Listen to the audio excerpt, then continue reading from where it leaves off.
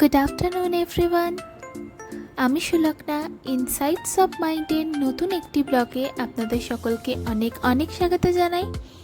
আজকের দিনটি ছিল সোমবার, সেপ্টেম্বর মাসের 29 তারিখ। মহাসপ্তমীর দিনে আজকের আমার গন্তব্য হচ্ছে দক্ষিণ কলকাতা। পৌঁছে গেছি রবীন্দ্র সদন মেট্রো স্টেশনে। এখান থেকে মেট্রো ধরে আমি যাব কালীঘাট মেট্রো স্টেশনে।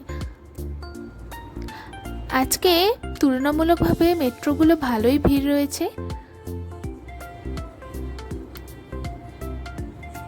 চলুন, পৌঁছে গেছি কালীঘাট মেট্রো স্টেশনে।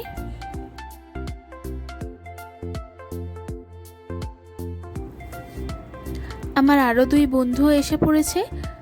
এরপর আমরা কালীঘাট মেট্রো স্টেশনের সামনে থেকে অটো করে গড়িয়াহাট যাব।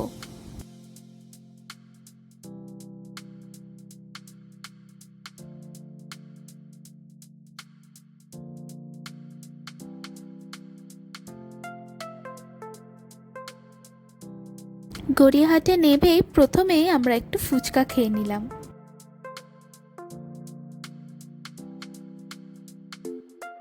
এরপর আমরা চলে এসেছি একডালিয়ার পুজো প্যান্ডেলে।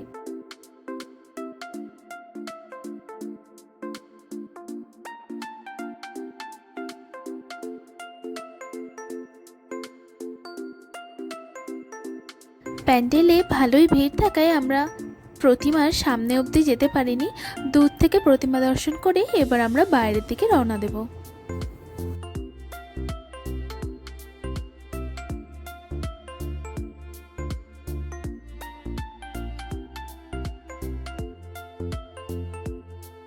এরপর আমরা চলে এসেছি সিংঘি পার্কের ঠাকুর দেখতে।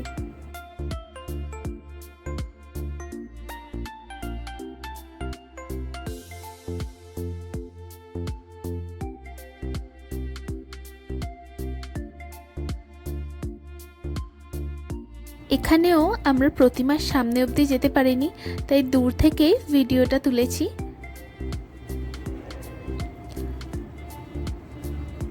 ভীষণ সুন্দর হয়েছিল প্রতিমাটা।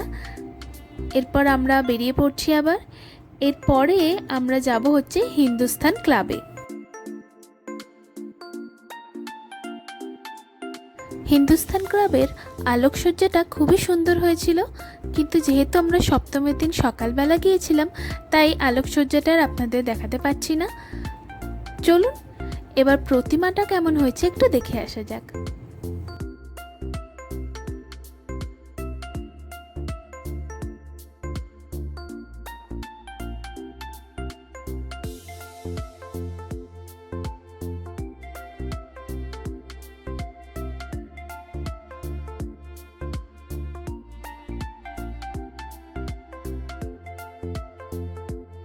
হিন্দুস্তান ক্লাবের বাইরে বিভিন্ন ধরনের সুন্দর সুন্দর কাপড়ের চুড়ি বিক্রি হচ্ছিল। এই চুড়িগুলোর মধ্যে থেকে আমি এই 7টা বিভিন্ন ধরনের কালারের একটা চুড়ির প্যাকেট নিলাম। আমাদের আরেক বন্ধু এসে গিয়েছে। এরপর আমরা 4 জনে চলে গিয়েছিলাম সেলিমপুরের ঠাকুর দেখতে।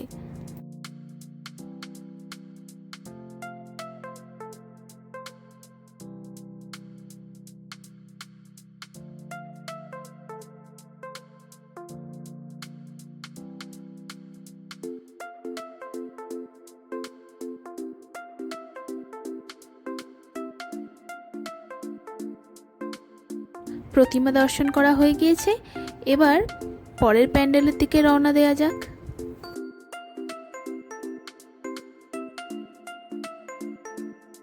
এরপর আমরা 4 জনে মিলে চলে গিয়েছিলাম বেলজিয়াম ও ওয়াফেলের দোকানে। সেখানে গিয়ে আমরা দুটো চকলেট ওয়াফেল অর্ডার করেছিলাম। এখানে বিভিন্ন ধরনের ওয়াফেল ছিল, কিন্তু তার মধ্যে থেকে আমাদের চকলেট ওয়াফেলটাই পছন্দ হলো। চলুন, অর্ডার দেওয়া হয়ে গেছে, এবার একটু বসা যাক। এই যে এসে গেছে আমাদের ওয়াফেল।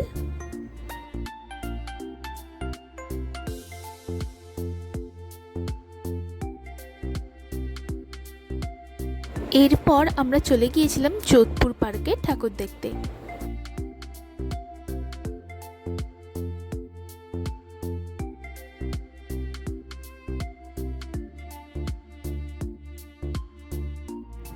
এখানে প্যান্ডেলের ভেতরে ঢুকতে দেওয়া হচ্ছিল না, তাই বাইরে থেকে যতটা সম্ভব হয়েছে ভিডিও করেছি।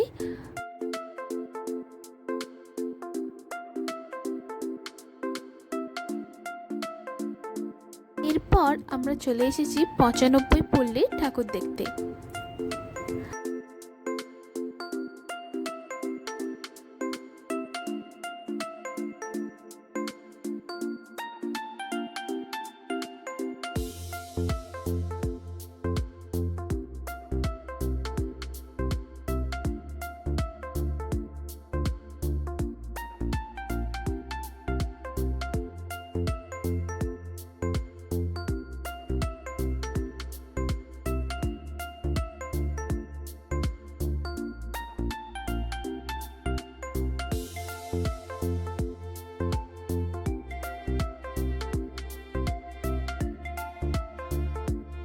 প্যান্ডেল এবং প্রতিমা দর্শন হয়ে গিয়েছে, চলুন এবার বাইরে বেরিয়ে পড়া যাক।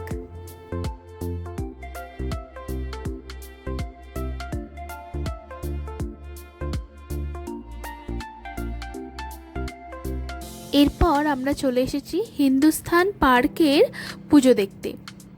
হিন্দুস্থান পার্কের প্যান্ডেলে ভালোই ভিড় ছিল। ভিতরে ঢুকতে প্রায় আমাদের মিনিট 10 মতো সময় লেগে গিয়েছিল, কিন্তু তা সত্ত্বেও আমরা প্রতিমার সামনে যেতে পারিনি। দূর থেকেই সামান্য একটুখানি ভিডিও নিয়েছি।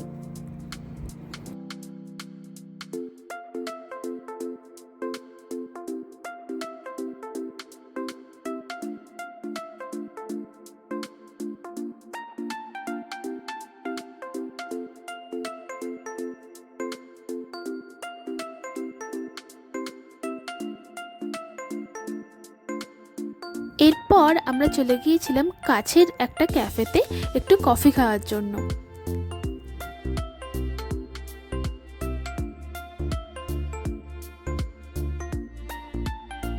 ক্যাফে থেকে বেরিয়ে এবার আমরা চলে এসেছি বালিগঞ্জ কালচারালের পুজো প্যান্ডেলে। এখানেও প্রচণ্ড ভিড় ছিল।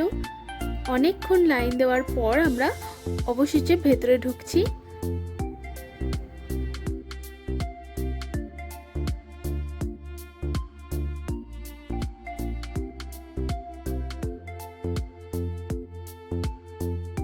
পুরো প্যান্ডেলটাই অসম্ভব সুন্দর আলো দিয়ে সাজানো, চারিপাশটা পুরো আলোয় আলোকিত হয়ে রয়েছে।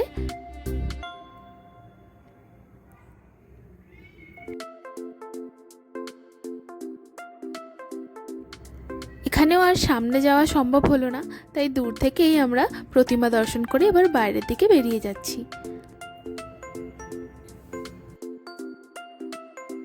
এরপর আমরা চলে এসেছি সমাজসেবী ক্লাবের দুর্গা প্রতিমা দর্শনে।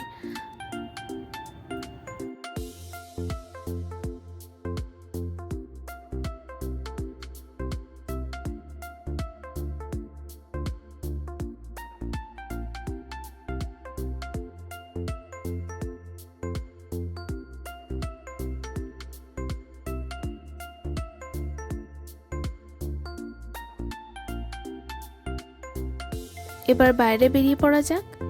সারাদিন ঘুরে আমরা প্রত্যেকেই খুব ক্লান্ত হয়ে পড়েছি। এখন আমরা চলেছি কালীঘাট মেট্রো স্টেশনে। কালীঘাট মেট্রো স্টেশনে অত্যধিক ভিড় ছিল, তাই ওখানে আমি আর ভিডিও করতে পারিনি।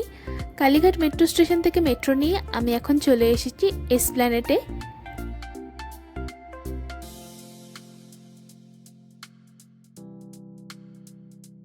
এটা পেরিয়ে ওই পার থেকে আমি বাড়ি যাওয়ার জন্য বাস ধরবো। চলুন তাহলে আজকের ব্লগটা এখানেই শেষ করা যাক।